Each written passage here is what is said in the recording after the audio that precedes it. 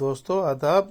आज हम पढ़ेंगे कि डाकर स्वार्म क्या है। तो सबसे पहले मैं लिखूंगा व्हाट इज डाकर स्वार्म। तो देखिए ये बहुत जबरदस्त डेफिनेशन है डाकर स्वार्म की। A Docker swarm is a group of either physical or virtual machines that are running the Docker application and have been configured to join together in a cluster. मतलब ये है कि physical computers हो या virtual machines हो आपके पास, उनको हम क्लस्टर में किस तरह ज्वाइन करें और किस तरह मैनेज करें। The activities of clusters are controlled by swarm manager. उसकी जो एक्टिविटीज होती हैं वो स्वार्म मैनेजर, एक कंप्यूटर होता है, भले वो वर्चुअल हो या फिजिकल हो, उस मैनेजर के जरिए हम उसको कंट्रोल करते हैं क्लस्टर को। And machines that join the cluster are referred as the nodes. जो मशीनें उस क्लस्टर को ज्वाइन करती हैं उनको हम नोड्स कहते हैं। अब हम प्रैक्टिकल पे आते हैं, ठीक है। अगर आपको डाकर मशीन की इंस्टॉलेशन का प्रोसीजर मालूम करना है तो ऊपर जो लिंक आ रहा है इसको क्लिक करें। मेरे पास डाकर मशीन इंस्टॉल है, डाकर मशीन -- हेल्प। ये डाकर मशीन हेल्प है और इसके अंदर ये सारी इसकी कमांड्स हैं। Active, config, create, environment, inspect. हम इनमें से कुछ कमांड सीखेंगे, बकाया की आप खुद प्रैक्टिस कीजिएगा। Sudo Docker machine create drivers VirtualBox, उसमें मैनेजर 1। जब ऐसा लिखेंगे आप तो हमारी ये मैनेजर 1 की एक मशीन बन जाएगी। अब ये दूसरी कमांड है हमारी डाकर मशीन env मैनेजर 1। जब ये हम टाइप करेंगे ये एनवायरनमेंट बताएगा। सूडो लिखना मैं भूल गया, sudo सूडो। ये देखें ये मैं बता रहा है कि इसकी आईपी ये है 109 लास्ट में और इसका पोर्ट 2376 है। मशीन का नाम हर चीज लिखी हुई है। तो हमने कमांड कौन सी लिखी थी? Docker machine env environment manager 01। Manager 01 इस मशीन का नाम है। इसी तरह मैं अभी दूसरी मशीन बनाऊंगा, मैनेजर को हटा के मैंने लिख दिया वर्कर 01। वैसे ही बनाई जैसे मैनेजर 1 बनाया था, वही कमांड है। एनवायरनमेंट आगे लिखूंगा वर्कर 01। तो ये वर्कर 01 की आईपी एड्रेस है, मशीन का नाम लिखा हुआ है वर्कर 01। अब तीसरी मशीन बना रहा हूं मैं वर्कर 02 के नाम से। ये मशीन बन गई, वही कमांड।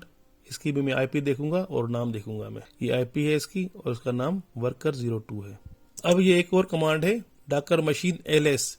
इससे मालूम होगा कि हमारे पास कितने नोड्स हैं या कितनी मशीन्स हैं। देखें हमारे पास मैनेजर 1, वर्कर 1 और वर्कर 2 3 मशीन्स हैं हमारे पास। अभी अगर मुझे किसी मशीन में लॉगिन होना है तो उसकी कमांड क्या है? डाकर मशीन ssh। मशीन का नाम मैंने मैनेजर 01 लगाया। मैं इस वक्त मैनेजर 1 के अंदर लॉगिन हो चुका हूँ। सबसे पहले मैंने मैनेजर को रीनेम कर दिया क्योंकि मैं मोर देन 1 टर्मिनल इस्तेमाल करूंगा तो कंफ्यूजन ना हो। डाकर स्वार्म हेल्प लगाया। देखिए ये हमारे पास कमांड्स हैं ca, init, join, join token, leave, unlock, unlock की और अपडेट। सबसे पहले मैं init इस्तेमाल कर रहा हूँ। ये कमांड है स्वार्म init और उसके आगे पैरामीटर्स हैं एडवर्टाइज addr और आईपी एड्रेस उस कंप्यूटर की जिसको आप मैनेजर बनाना चाहते हैं। जैसे ही इंटर प्रेस करेंगे तो लिखा हुआ है swarm initialised, current node is now a manager. Okay, इसका मतलब है जो हमारा 109 कंप्यूटर है वो मैनेजर बन गया। To add worker to this swarm run the following command. मैंने कॉपी किया इस कमांड को, मैंने दूसरा टर्मिनल खोला, उसका नाम दे दिया worker 01। Docker machine ssh worker 1। मैं वर्कर 1 में लॉगिन हुआ और जो कमांड कॉपी की थी मैंने उसको पेस्ट कर दिया। जैसे ही इंटर प्रेस किया तो देखें ये लिखा हुआ है this node joined a swarm as worker. मैं मैनेजर में आया, डाकर नोड ls, तो इसमें बता रहा है मुझे कि मैनेजर 1 वो लीडर है और वर्कर 1 ने रेडी है और एक्टिव है जो इसने ज्वाइन कर लिया है। अब मैं तीसरा टर्मिनल ओपन कर रहा हूँ, इसका नाम मैंने वही दे दिया वर्कर 02। अब मैं वर्कर 2 लॉगिन हो गया और वही कमांड यहाँ भी पेस्ट कर दी मैंने। देखिए लिखा हुआ है this node joined a swarm as a worker. मैं वापस मैनेजर में आया, दोबारा वही कमांड नोड ls लगाऊंगा। देखिए अब यहाँ 3 नोड्स आ गए, 2 वर्कर 1 मैनेजर।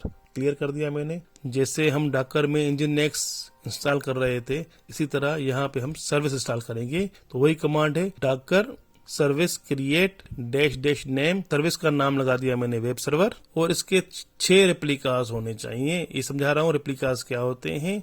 और पोर्ट 8080 पे नाम है इमेज का इंजीनियक्स। ये देखिए हमारी ये सर्विस इंजीनियक्स इंस्टॉल हो रही है। ये 6 सर्विसेज हमारी इंस्टॉल हो गई और इस वक्त रनिंग पोजीशन में है।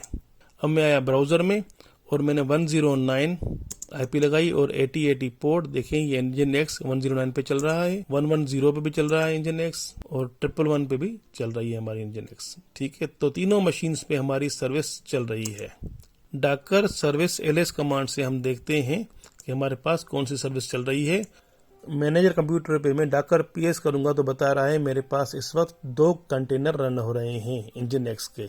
जैसे मैंने बताया था आपको कि रेप्लिका 6 थे वहां पर 3 मशीन से, तो इस पे लोड बैलेंसिंग के लिहाज से 2 इसने मैनेजर पे, 2 वर्कर 1 पे और 2 वर्कर 2 पे इन्होंने कंटेनर रन किए हुए होंगे। इस मैनेजर कंटेनर पे हमेशा 2 कंटेनर्स रन रहेंगे। भले आप किसी एक कंटेनर को स्टॉप करेंगे तो दूसरा कंटेनर ऑटोमेटिकली रन हो जाएगा। देखें C7A, इसको मैं स्टॉप कर रहा हूँ, डाकर कंटेनर स्टॉप C7A कर डाकर कंटेनर ls किया। देखें ये मेरा एक एग्जिट हो गया है, ये मतलब C7A स्टॉप हो गया है, मगर 2 फिर भी चल रहे हैं। ये 653 एक नया कंटेनर स्टार्ट हो गया ऑटोमेटिकली। ये होता है रेप्लिकास। रेप्लिकास में क्या होता है, कभी ऐसा टाइम आता है जब आपकी वेबसाइट पे हिट्स बढ़ जाती हैं तो एक सर्वर वो लोड बर्दाश्त नहीं कर सकता, तो हम इसमें रेप्लिकास के जरिए स्केलेबिलिटी को इन्हांस करते हैं। हम 6 से 12, 9, 10, 15 हम लोग कर सकते हैं और इसमें ऑटो लोड बैलेंसिंग होती है। देखता है कि अगर 3 नोड्स हैं और 15 हमें रेप्लिकास बनाने हैं तो 5, 5, 5 तीनों पे कर देगा। ठीक है, अब जब सीजन एंड हो गया, सेल हमारी कम हो गई, तो 15 से हम वापस 3 पे या 6 पे भी कर सकते हैं। अगर 3 पे करेंगे तो एक मैनेजर पे चलेगा, एक वर्कर 1 पे, एक वर्कर 2 पे। तो ये होते हैं रेप्लिकास। ये हमारा लोड बैलेंसिंग स्केलेबिलिटी के लिए बेहतरीन ऑप्शन है हमारे पास। डाकर सर्विस ps वेब सर्वर जब हमने कमांड लिखी, ये हमें बता रहा है कि इस वक्त हमारे पास 6 कंटेनर रन हो रहे हैं, 2 मैनेजर 1 पे, 2 वर्कर 1 पे, 2 वर्कर 2 पे, एक हमारा शटडाउन है, स्टॉप है, जो मैंने आपको दिखाने के लिए शटडाउन किया था, ये वाला। अब मैं वर्कर 1 में आया, यहाँ लिखा डाकर कंटेनर ls-a। देखें वर्कर 1 पे हमारे 2 कंटेनर रन हो रहे हैं, C26A। इसको मैंने स्टॉप किया, देखें तो ये एक स्टॉप हो गया और दूसरा ऑटोमेटिकली चल गया। अब मैं मैनेजर पे आया, अब मैं इसको रीस्केल कर रहा हूँ, 6 में से 3 बंद कर रहा हूँ, 3 बचे हैं बाकी। तो उसकी कमांड क्या है, डाकर सर्विस स्केल वेब सर्वर 3। ये सर्विस हमारी कन्वर्ज हो गई, क्लियर। अब डाकर सर्विस ps वेब सर्वर, देखें हमारे पास अभी 3 सर्विसेज हैं, 2 शटडाउन है, रनिंग 3 है हमारे पास। तो ये है स्केलेबिलिटी। जब सेल आपकी ज्यादा हो, हिट्स ज्यादा हो तो स्केल अप कर दें, और जब सेल कम हो जाए तो आप उसको स्केल डाउन कर सकते हैं। इतना आसान है स्केल अप स्केल डाउन डाकर के अंदर। अब मैं इसको स्केल अप कर रहा हूँ 9 पे। ये देखिए हमारी 9 सर्विसेज स्केल अप हो गई, 2 शटडाउन है, बाकी 9 हमारी रनिंग में है। अब मैं स्केल इसको 2 कर रहा हूँ कि 2 इंस्टॉल हो। अब देखिए क्या होता है, अब हमारे पास 2 रनिंग है, मैनेजर 1 पे और वर्कर 1 पे, वर्कर 2 पे कोई भी लोड नहीं है।